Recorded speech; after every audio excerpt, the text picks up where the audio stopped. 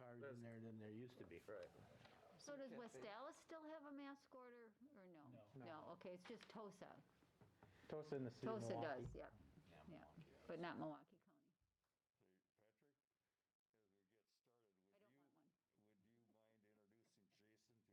Those of us that haven't met him. Correct. Yes, you're gonna do that. Welcome, Jason.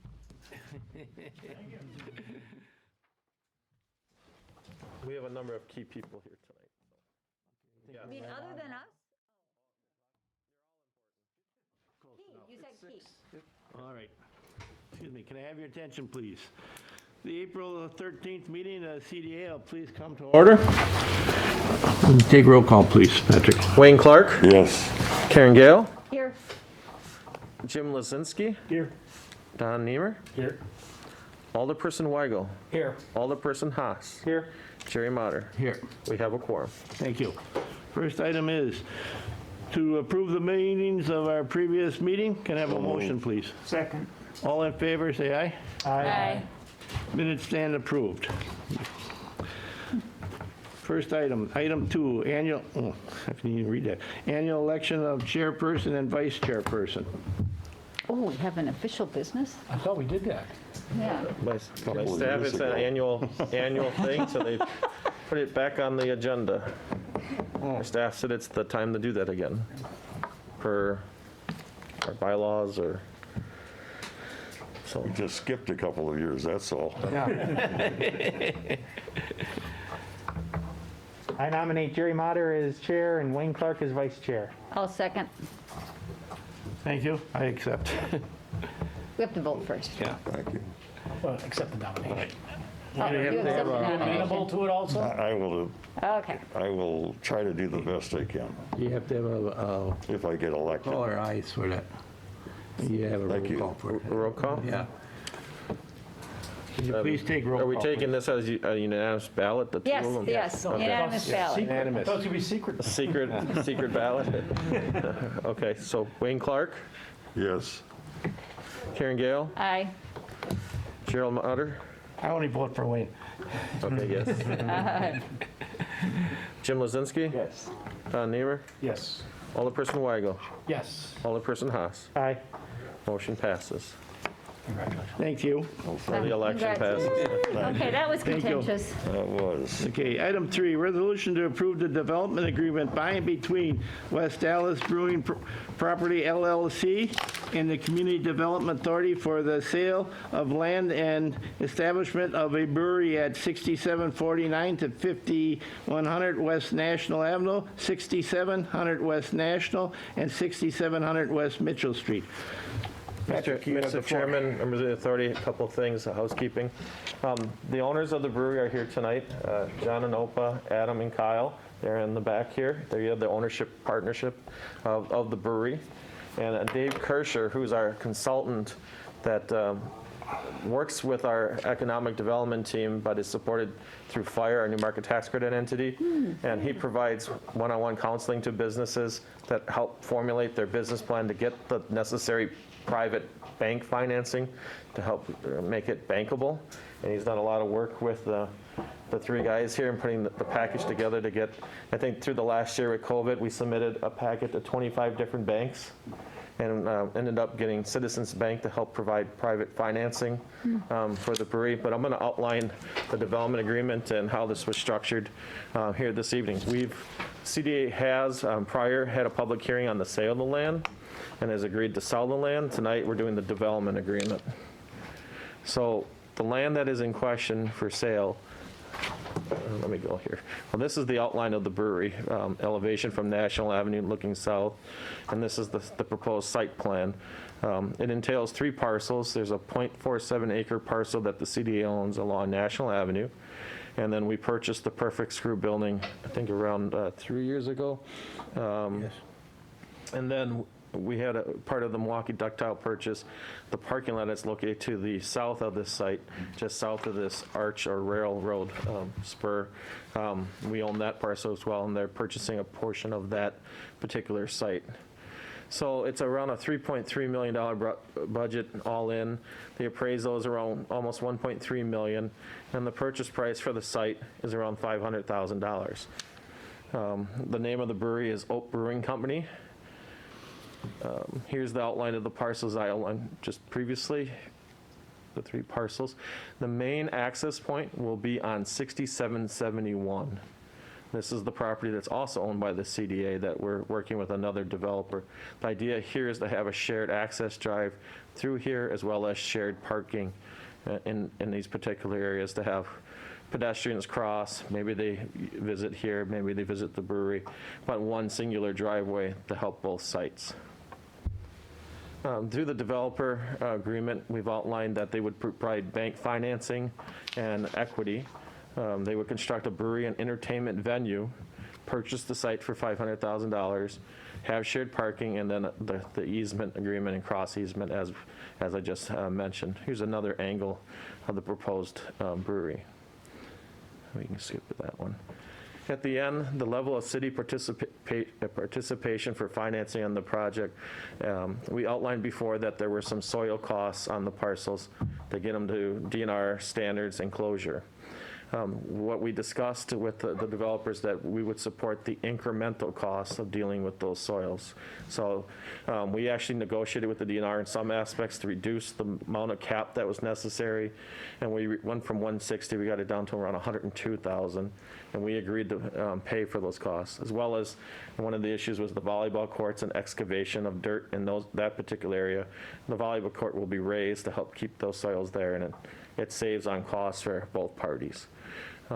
$300,000 of financing, $150,000 note from the CDA on the purchase price, so that's called, and I think in banking terms, taking paper back. They would provide us payments as outlined here, 3.25% over 25 years amortization.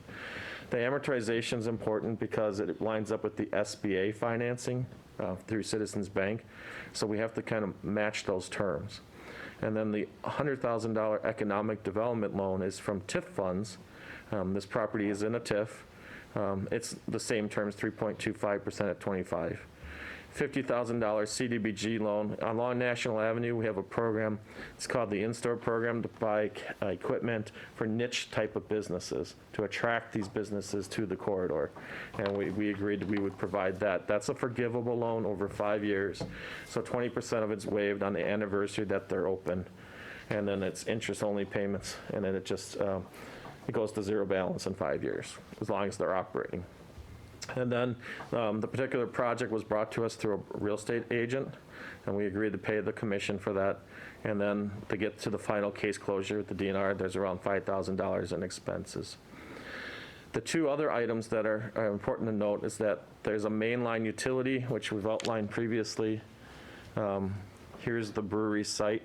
Current pink line right here is the utility line. That's called a main line, and it feeds the brewery, the site in the front elevation, and then it proceeds to 6771. What we're suggesting that we do with We Energies is that this gets placed underground, and we eliminate the poles that are in this general drive area, and then that's at a cost of $127,232. The other cost that we would have in this area is that 607071 would then lose its power access through this line here coming over. We'd have to tap into National Avenue and put a power feed in the 6771. These are costs of infrastructure for the area if we want to achieve the full development of this area and get a cleaner look. Overall, we reviewed the outline and the numbers that we presented here tonight, the financing and the repayments in relationship to our TIF plan and our budget. Jason Kaczmarek, who's our city's finance director, who's here. He's new. Some of you might not have met him yet. Some of you, we've had a good working relationship so far. And we went through the numbers and looked at projections and how this TIF is performing with the UHS development and the projected value of this. And I'll let Jason explain that it looks like the TIF is performing quite well. Yeah, we sat down a couple of times. We had quite a few discussions on what this TID looks like. I created a long-term plan for this TID and input the numbers that you guys are looking at today as far as the sale.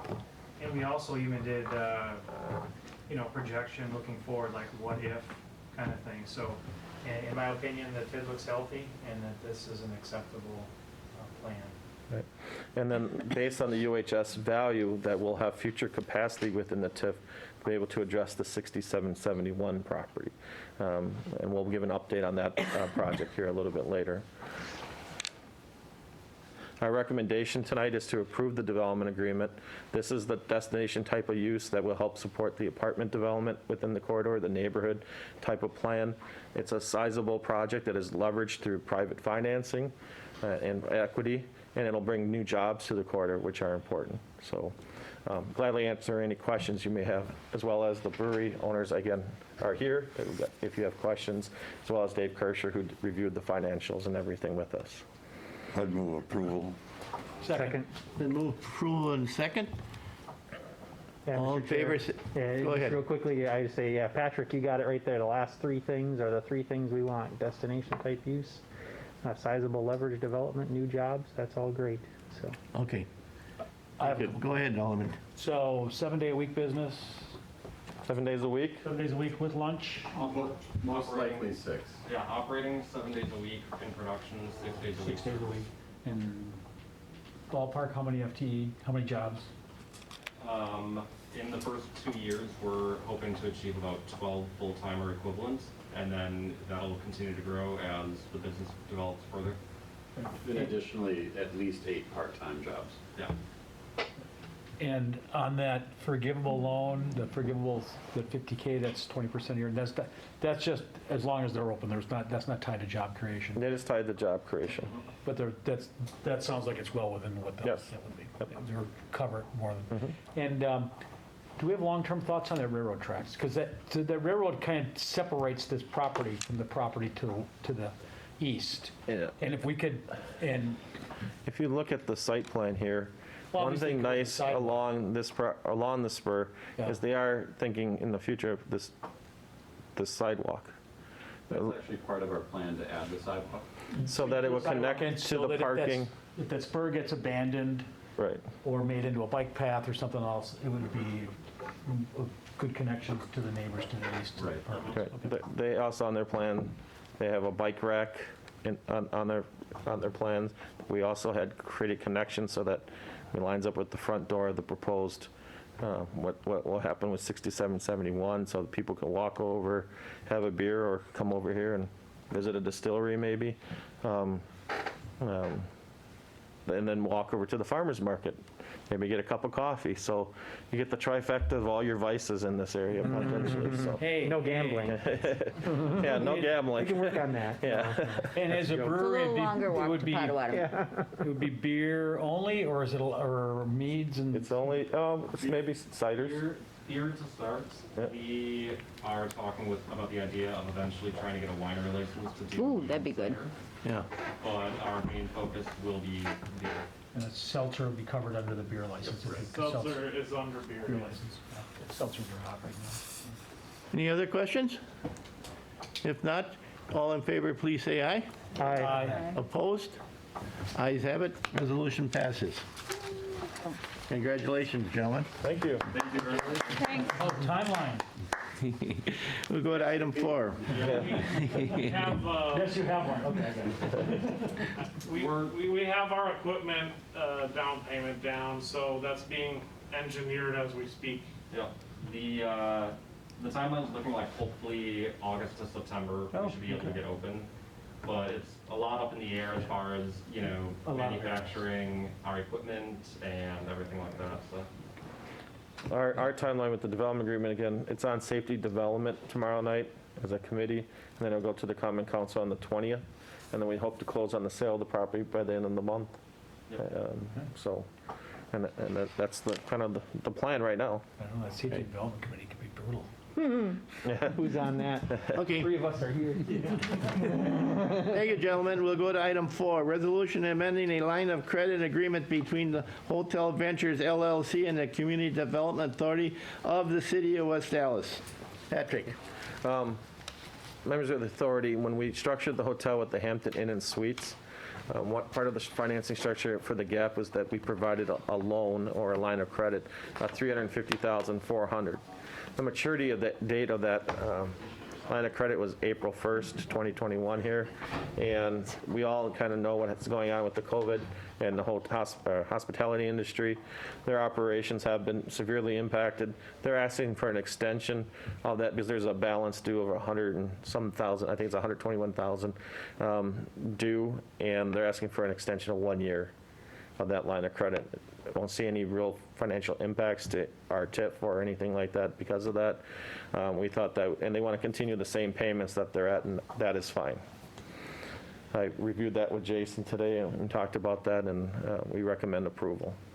So are they paying more in interest then over the life of the Over the loan life, they because we're end up paying more extending that? interest, another year of interest. Another year of right? interest, yeah. Okay. So are they making interest-only payments? No, they're making full principal and interest payments. I need to abstain, just so you guys know. Oh, okay. Move approval. Is there a second? Been moved for approval and second. Any further discussion? Please say aye if you're in favor. Aye. Opposed?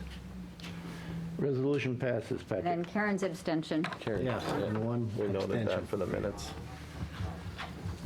Mr. Chairman, items 5, 6, and 7. And 8?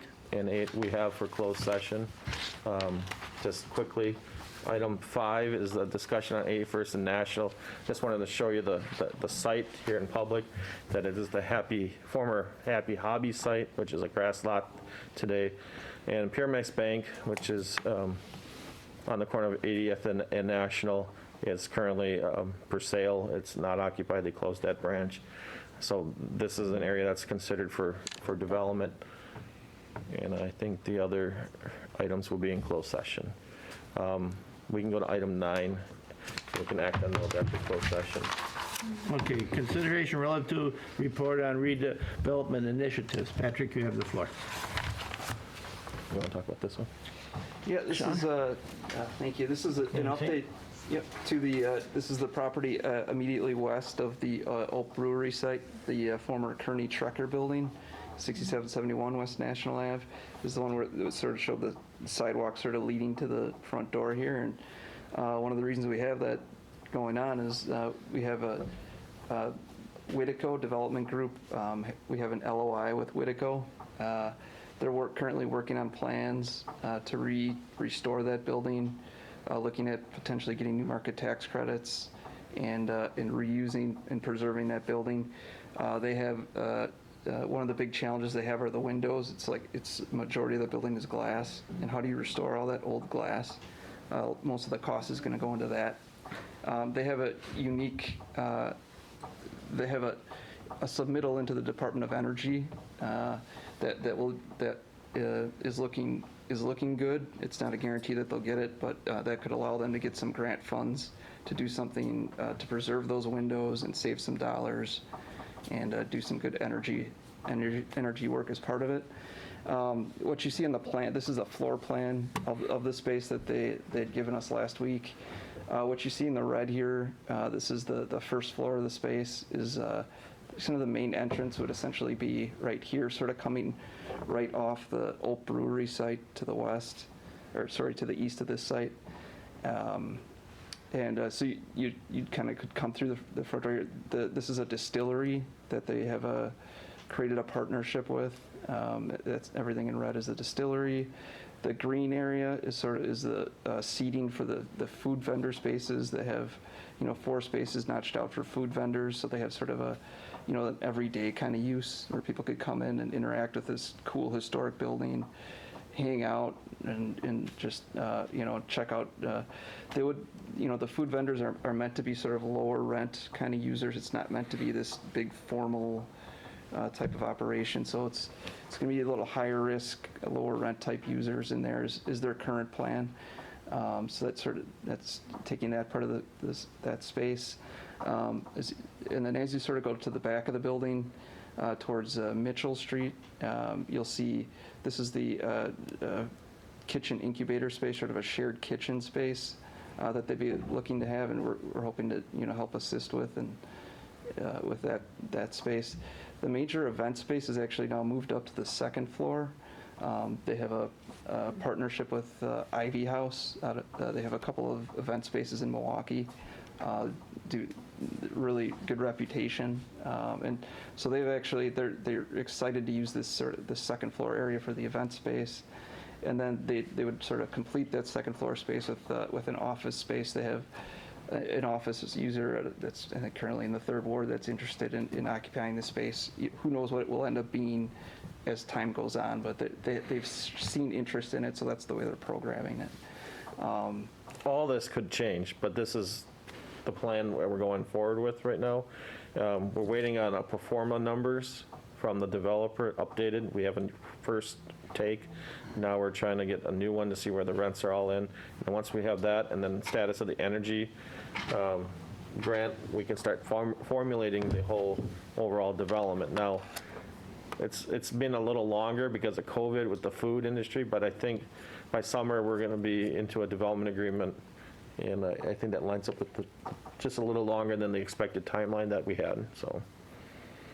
The main thing is that they're spending time on it. They're finding partners to fit with. They brought in the main finance person that works from Alexander Company. That's the contractor, John Beck, that's doing the veterans housing at the VA, the big preservation project. Really well-known, company in the area. So they have created these positive partnerships that lead us to believe that things are going well.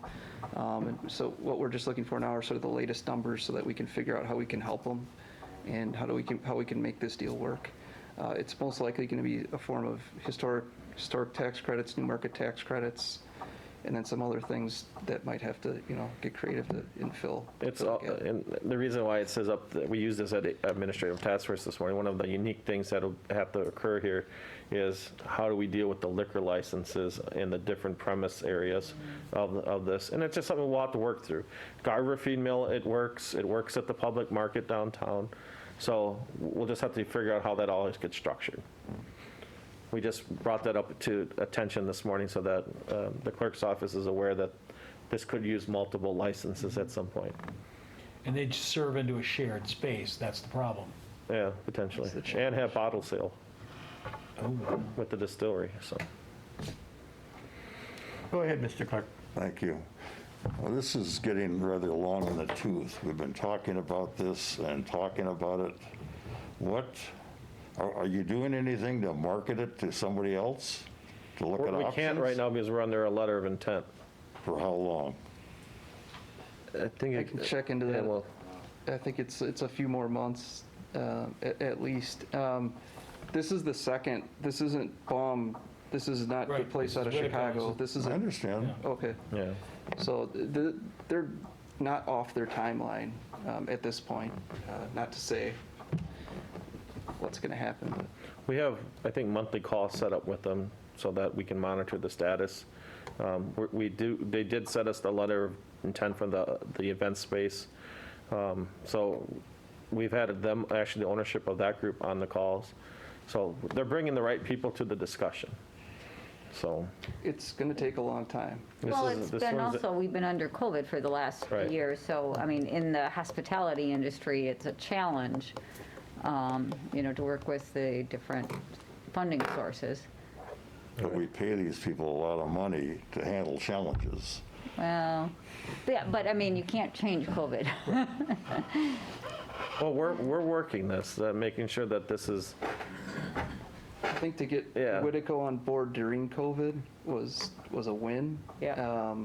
And its historic tax credits and new market tax credits, it take a long time. It's just. On the historic tax credits, Baum did a lot of that work. I thought that was going to be the key for saving the windows under the original development. Is that changed, or that just wasn't as fruitful as we were hoping it to be? That's one aspect to the project. The main aspect to the project is when Baum came in, they said they manage event space and do the building, but then they don't run these little businesses. So they'd have to go out and get all these businesses. And to be able to close the new markets, you have to have occupancy, or at least leases, Right. to get any type of private financing to the deal. So that is right now, we're going the right direction, that they have like this distillery use and the event space, but you can see you still got the yellow area. And that, right now, it's really tough to get food businesses that want to open. No, I agree with you, Yeah. there, and those are gonna be key. Right. Like you said, you're gonna have to keep those rents low to get in people. Correct. 'Cause that's gonna be very narrow margin, but that's what's gonna attract people to the space. Right, and one of the big saving things is that this group came with the idea of applying for this energy grant for the windows, so that the windows are actually kind of almost manufactured at the site to put them onto the building. It's something new, and the energy department has a program where they invest in new type of energy saving techniques, and this guy's developing a glass that can develop a certain R rating. So if he gets the grant, it'll underwrite the cost of the windows. Oh, okay. So That'd be good, lots of windows. our estimate originally on the windows was close to almost $3 million. Yeah, I mean, that's So crazy. it's worth to be patient to try to see if we can get that grant. So now, are we talking about, it's gonna have substantially the same look on the outside? Because I think Wheel and Sprocket and Bayview went into an old building of a similar look, but they ended up only leaving like about half the windows open, and they did some sort of infill stuff on the other stuff. Right. And honestly, I like the way it looks now, and if it could be all windows, I'd be happier, but obviously everything comes at a cost. Right. so. If they want the historic tax credits, I mean, they're gonna most likely have to keep Have it to keep the pretty look. close to what you see. Okay. Certainly, there's some exceptions, but. Excellent. Any other questions? I have a question. Is there a second floor in that building, or would they have to add it? There is a second. It's there, it's almost like, kind of like a mezzanine level. It's a That's what I partial, thought. it doesn't go throughout the whole space. It's I know mainly they on did the, have overhead cranes in that building at one it's time. mainly on this elevation, there's a mezzanine level through here. This would have to be added, some part would be added in this area, which would be fine. No, I understand. I just was curious if it had a full second floor. All right, continue. Yep. I just wanted to share that we did receive a TIF request on the Baker Square site. We're just reviewing it right now. There's a proposed medical clinic that would possibly consider this site, so we're reviewing that. One of the unique things, it was going to be a medical clinic addition added to this part of the building, and then there's an easement, a construction easement through here. You can kind of see it through this particular area that prohibits their plan that wanted to do an outlot development for another use, that we'll have to look into this yet. We just got this late last week, this construction easement, and I think it was related to some old department store I remember. in this area, and I don't remember the name, but Jerry, you might remember, there was some department store where the Piggly Wiggly was. Originally, many years ago, Boston Store was, before they built Capitol Court, was going to build in that area. So I don't Before know they how built old it is, Mayfair? or if that's anything to it. Before Mayfair, Jerry? Huh? Before, yeah, Yeah. Mayfair, I'm sorry, not Capitol Yeah. Court. So when the developers of this area outlet did this, they created vision easements. So this might be an old remnant, but then the question is, who do you contact to get rid of it? And they have an attorney on it, and they're exploring that. So we'll come back, but this is activity in the Highway 100 corridor. We actually have two medical clinics looking in very similar area that are completely different.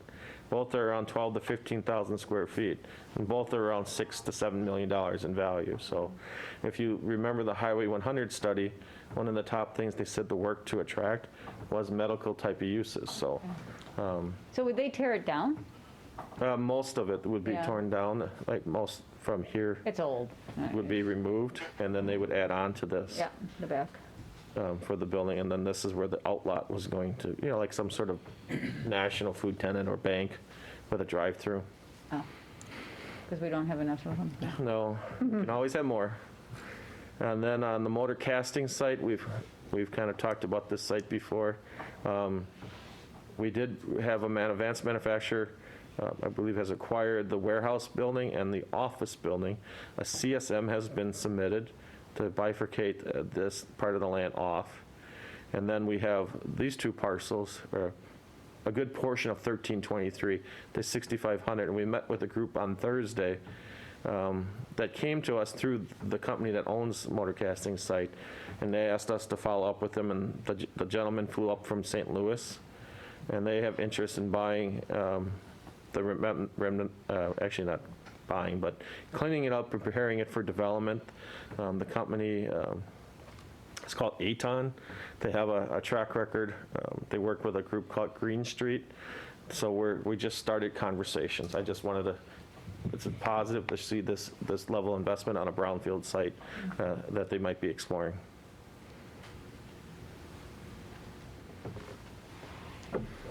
And then yesterday, I think you all would have received a copy of the housing market study that was wrapped up. We emailed that to everyone. Wayne didn't get, we'll get you a hard copy. Did it go to the West Dallas email? I sent it out to the CDA and the Common Council members. I don't think, It didn't work? Yeah, I don't think so either. I thought that went out. Mentally, I sent it out. Harvey, did you get it? Was it too big? I'm looking right now. Maybe it was too big or got blocked. We'll make sure that, again, tomorrow. Blocked. We just received the final copy of the revisions yesterday, and we want you to review it before. Housing market study, I got it. I mean, it shows some positive things about our housing market. In my email, I represented that it showed a strong demand for additional multifamily development similar to the West in Ogden. That is called 3 over parking, 1, 2, 3 floors, and then, but I should say premise that with strong amenities and strong architectural appearance. They also said it'd be almost 500 and some housing units on an annual basis that we could absorb in our trade area. And then. So 500 a year after year? For 5 years. For 5 years. The trade area is, Okay. Greenfield, Greendale, New Berlin, Hales Corners. They have Franklin in there. they're on Tosa. It was, The freeways kind of cuts us. right, yeah, they kind of did everything south of the highway. And then the other unique thing is that there is a demand for an ownership type of structure of sales, not as much as single family, but townhome type of condo, side by side type of units, urban style. They provided some great examples of architectural looks of those in the study. So I asked you to take a look at that when I do get the copy to you. That's unique in the sale price of those they suggest would be over $350,000 or higher. So I know I've seen a couple of these on my recent road trip down in the Nashville area where they have more of a smaller front yards, nice, nice streetscaping, nice architectural looks of the buildings, and amenities. Amenity-rich areas is something that it seems like it's stressed. You want to add anything else from the? That would be new in this market. We don't really see much of that. And that's culturally, that's different for Milwaukeeans to kind of grasp. But you're right, you do see that in other markets and in other countries too. Right. Where, you own something that looks like an apartment. And then Is it like a brownstone? well, it wouldn't be a brownstone. No. I it'd be think the like row closest would be houses. like the Yankee Hill area Yeah, in Ogden, yeah. in Milwaukee, those walk-up type with a garage. But it has to be equivalent to almost like the rent structures of some of these new apartment buildings. So the amenities I can't emphasize enough is that walkability to walk to something. And they also said play off of the current existing developments that we have. So when you see some of the things we'll talk about in closed session and what you just outlined, those are opportunities for us to, again, compound that development in that area, so. So we could level City Hall and do something right here. That's all I have, Mr. Chairman. We laugh, but he's serious. All right. Thank you, Patrick. Are there any other questions for any of these items that, okay, then we'll go to closed session. For the agenda items 3, 4, 5, 6, 7, and 8, the committee may convene in closed session pertinent to provisions sections 19.85/1/E for the state statutes for the purpose of deliberating or investing public funds whenever competitive or bargaining reasons require a closed session. The committee can reconvene in open session after completion of the closed session to consider the balance of its agenda. I move we go into closed session. Second. Second, you take, we can take, that can be, it's got to be individual vote. Wayne Clark, Yes. Karen Gale. aye. Don Niemer, Yes. Alderman Weigel. Aye. Alderman Haas. Aye. Jerry Motter. Aye. Jim Lozinski. We are now in closed session. Patrick, you have the